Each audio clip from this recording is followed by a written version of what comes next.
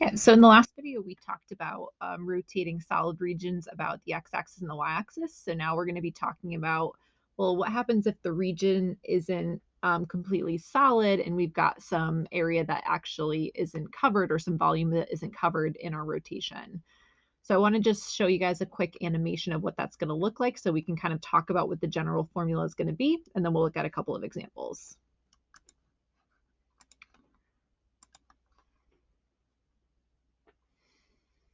Okay, so this isn't the function that we're going to be talking about together, but it's kind of a good visual representation of what's going to be happening. So in this case, the revolution is going to be about the x-axis, but we're also going to be talking about the y-axis in our examples.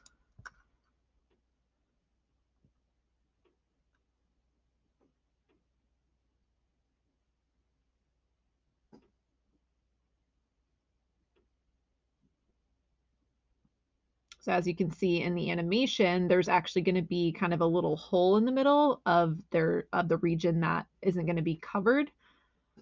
So we kind of called this the washer method because if you were to take the cross section of the solid, it actually ends up looking like a washer, like you would use like as in your toolbox. And we're going to be talking about this idea of the outer radius, and we're going to be talking about the inner radius. Because when we go to calculate the volume, we don't want to take into account this kind of area inside of here or this volume inside of here that is unaccounted for. So let's look at an example. So we want to revolve the region enclosed by y is equal to x squared and y is equal to the square root of x about the x-axis. So it kind of took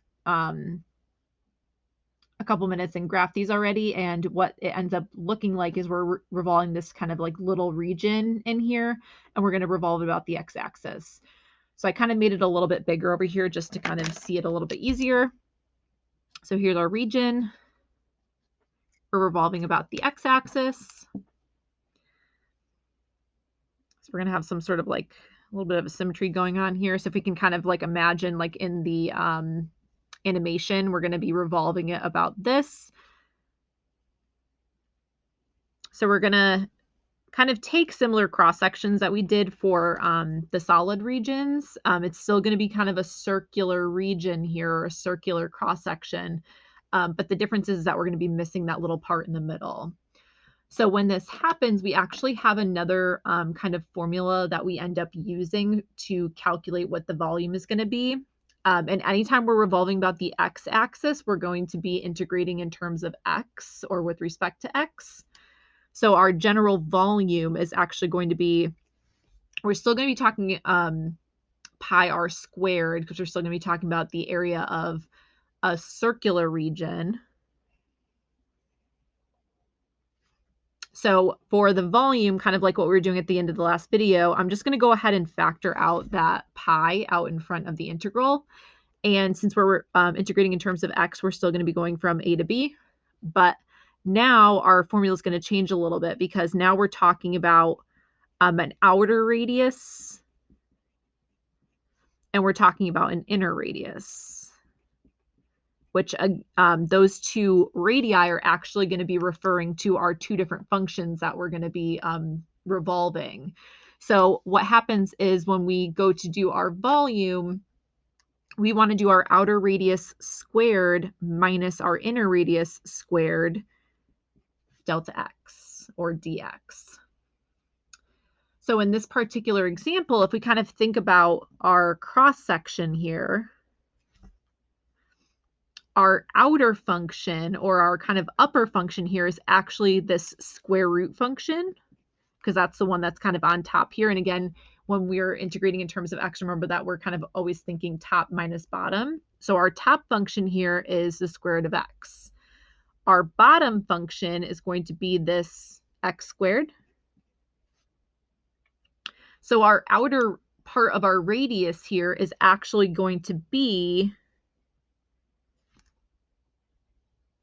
this square root of x.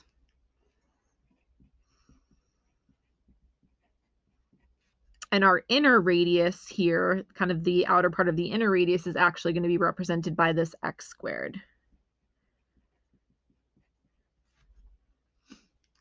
So our outer minus our inner is going to be our square root of x. And again, we're just kind of using our x-axis as kind of our center point here. So we're assuming that this is going to be like 0, because that's kind of where our center part of our radius is hitting. So our outer part is square root of x, our inner part is x squared, our center point is 0. So outer square root of x, inner x squared. So if I go to apply that to my volume setup here, we're going to be integrating from the x value of 0. Our intersection point is at the x value of 1. If we graphed carefully enough, we could definitely see that.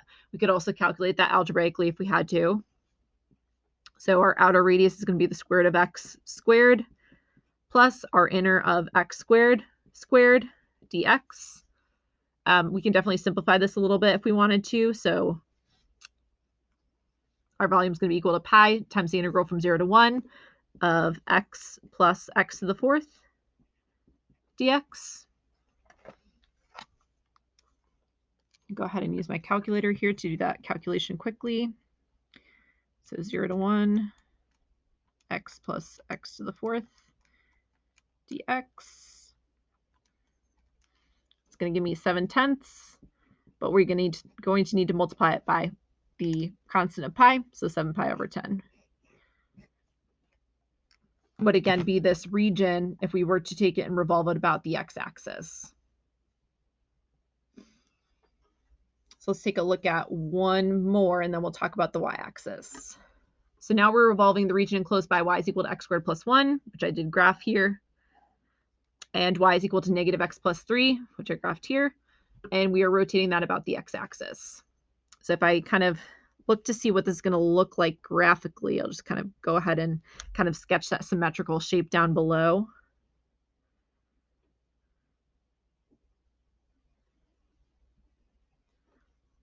Or symmetrical region, I should say. It might look something like this. So if I think about rotating this about the x-axis, again, my cross-section is going to be some sort of circular shape here.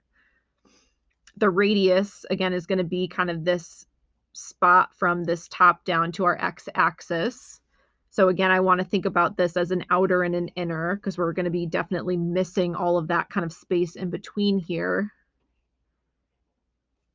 In this case, my outer is actually going to be this linear function here, because that's kind of my top function. Again, top minus bottom. So our top or our outer is going to be the negative x plus 3.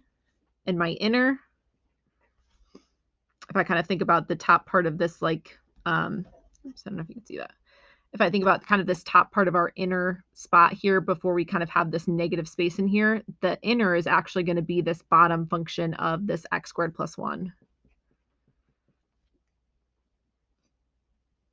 So if I apply this to my volume general setup, if I look to see what the x values are that we're integrating over, looks like our x values that we intersect at are going to be a -2 and a +1. My outer is going to be negative x plus 3 quantity squared minus my inner of x squared plus 1 quantity squared dx. Again, I could FOIL those out if I wanted to. I'm going to make my calculator do the work for me. So -2 to 1. Negative x plus 3 quantity squared minus x squared plus 1 quantity squared dx gives me 117 over 5, but again, we do need to multiply that by that constant of pi. So if I wanted to see what that was approximately, about 73.51.